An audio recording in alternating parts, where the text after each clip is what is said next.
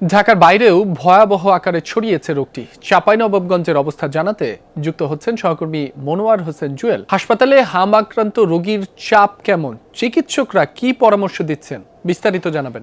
চাঁপাইনবাবগঞ্জের জেলা হাসপাতালে আমি এখন অবস্থান করছি।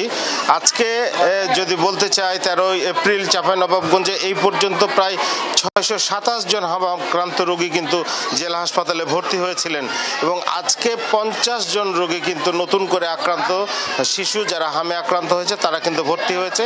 এই মুহূর্তে চাঁপাইনবাবগঞ্জ জেলা হাসপাতালে 73 জন হাম আক্রান্ত রোগী রয়েছে। এখন যদি আপনাকে একটু দেখাই যে চাঁপাইনবাবগঞ্জ জেলা হাসপাতালে হামের যে প্রকোপ সেটা কিন্তু প্রতিনিয়ত বৃদ্ধি এবং রোগীরা জায়গা সংকুলন হচ্ছে না।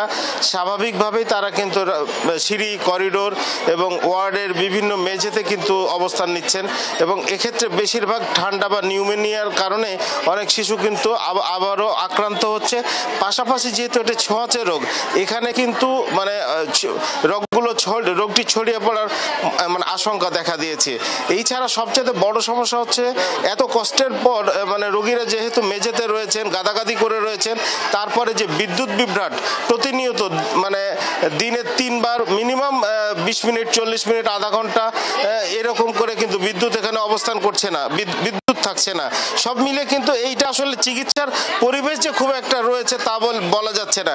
একাধারে যেন পরিবেশের অপর্যাপ্ততা রয়েছে, পাশাপাশি হাম আক্রান্তদের সংখ্যা দিন দিন বৃদ্ধি পাচ্ছে। রাব্বি।